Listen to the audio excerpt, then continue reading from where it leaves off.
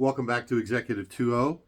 Wanted to spend a couple of minutes today talking about the mission and what we're really about, how we got here, some of the philosophy behind, why we're putting out the book Executive 2.0, the impetus for the community and really the drivers behind the need for what we're talking about today. So I talked earlier in other videos about the importance of kind of changing how we educate leaders, that there are real issues with how leadership is taught at a conference over a weekend, but there's no real ongoing efforts around let's really ingrain the idea of what does it mean to be a great leader into how we develop leaders. I'm going to go a little bit further here in a bit on some of the issues with how people are educated today that are very apparent to see, but they're worth calling out. Now, any great movement, and when we think about leadership and we think about movements, any great movement kind of has its enemy, its target, the thing that it's really after making change for. And what we're really after making change for here is ridding ourselves of what I've termed and what we term synthetic authority or synthetic leadership. And what does that really mean?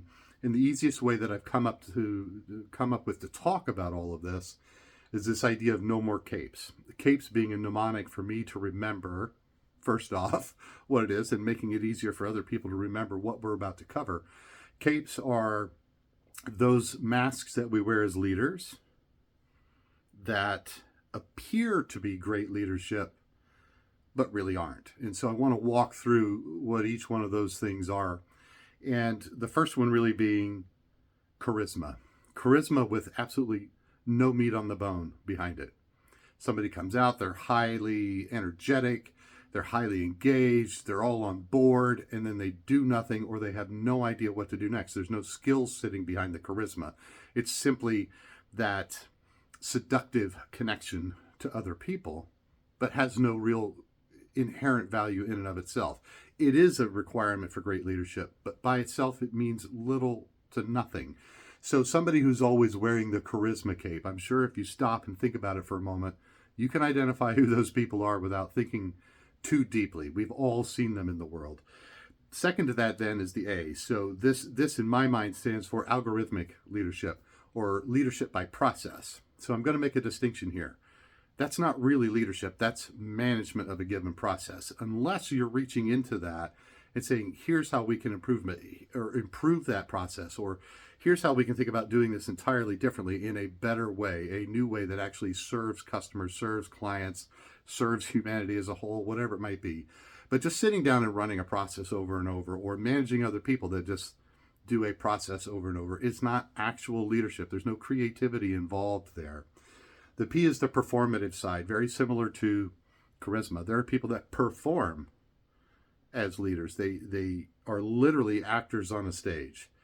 They look right, they sound right, they're full of innuendo, they're full of cliche, and they're performing the role of leadership. But you can see when you look closely at them, do they really believe what they're saying? Do they really understand what they're saying? And are they capable of guiding themselves and a team towards where they need to go? Performative people, you can sense the lack of authenticity in what they're saying. It's literally just a performance. E is really education. I'll flip that into certifications. Certifications, great. I'm going to dive deeper. I'm going to come back to this one here in a minute. But being certified in a thing, having a degree in a thing, does not make you a leader. It makes you educated.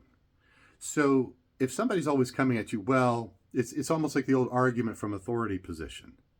Well, a certification or certificate in something doesn't qualify you as an authority. So that people that have a tendency to throw these things out there, and I'll tease some of you probably watching this, how many letters do you have after your name? None of that has anything to do with leadership. It shows me and other people that you're highly educated, that you've been exposed to a lot of information, but have you taken that information and done anything with it?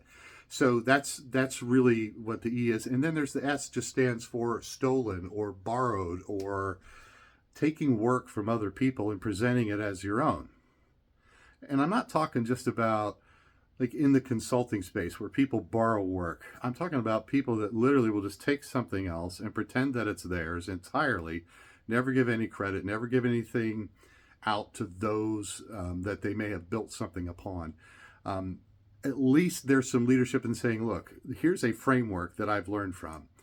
I've created more and I've added more to this to augment it, to make it more understandable, to make it more applicable to more people. So those are CAPES. That's kind of the layout of all of those things. Now, how did we get here? So we got here through several means, and there are several organizations and things that I'm going to point at right now, particularly around this education space and social media space. So I don't think it's really a controversial statement to say that influencers that people follow online are basically BSing most of the time. Creative with videos, creative with the emotional pull and the marketing triggers, and these are all things you can train yourself to do. And a lot of people have become very good at it. So social media influencers kind of live in this performative space. I'm performing a thing. And we don't need to name names. You guys can think of them on your own. Where I am going to start to get a little deeper here is I'm going to point right at what I call the Ivies, the Ivy Leaguers, the MBAs of the world, and folks with these type of degrees that have an inordinate amount of influence in the world simply because this is where they went to school. The primary example of this, I think you're looking at somewhere 15 to 20% of the entire federal government of the United States is made up of people that have come from these schools. Is there anything about the way the federal government operates that makes you think this is great leadership?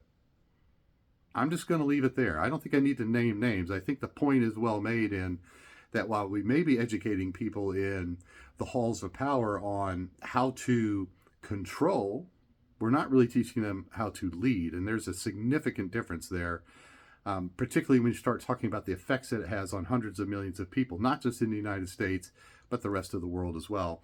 So I am going to pick on the Ivy Leagues and some of the other larger business schools where they're not really teaching leadership. They're teaching business management. Completely different set of skills. And you can see the individuals that have taught themselves how to lead versus those that just have the MBA, that just have the whatever degree. Those things don't equal leadership. And last, I'm going to point right at corporate development programs. And I don't want to pick on all my HR brothers and sisters too much, but I think we can see in the modern world that most human resources efforts are designed to protect a company, not necessarily to really develop true leadership within an organization. Most large organizational structures are not built for a leader to easily form and safely speak up or have the courage to speak up, which is a hard enough thing you have to develop for yourself, which is the whole point of Executive 2.0. Let's develop those skills in people so they have more courage, more skill sets. They understand how to manage themselves so that they can be more forceful, more aggressive in terms of being leaders for themselves and the people that they work for. But understand, and we all understand this, we just don't say it out loud, the modern corporate structure doesn't necessarily allow for that very easily. And it can feel very risky to speak up. It can feel incredibly demeaning when you have leaders that are not well trained, that are literally demeaning to the folks that work for them in the way that they ask questions, in the way that they try to solve issues. All of these things are very apparent. So that's really why Executive 2.0, X2O, the whole X2 operating system that we're putting together and putting out into the world, pardon me, has just become so much more critically important than it's been in the past. This is about empowering individuals, which empower families, which empower communities, which empower businesses. And it takes us away from, the larger perspective here of the nanny state and the victim mentality that seems to just permeate everywhere. So it's more important now, as important now as it has ever been, that we find and cultivate great leadership. There are tons of fantastically smart people in the world who have never just been told, here's how you can lead. Start with yourself, learn these skills, understand these are the things that are coming, and put yourself in a position to win for yourself and for your family in particular. And if you just imagine it for a minute, if we had more people doing this, we'd have a way better society going on than we do right now. We don't need more victims. We need more great leaders. And if that's you and something you're interested, that's what we're all about. So No more capes, no more performing, no more charisma without substance, no more stealing work from others, no more acting as if. It's time to actually learn and execute, and that's what we're all about. So if that's you, go hit up Executive20, spelled with just an X at the beginning, no E, executive20.com. You can see our community there. Be on the lookout for the book by the name Executive 2.0. That'll be coming out very shortly. And if you want, reach out, connect with us. Let us know what your thoughts are. Comment down below on any of these topics. We'd love to hear from you all. Great. Peace out, folks. No more capes. Go lead.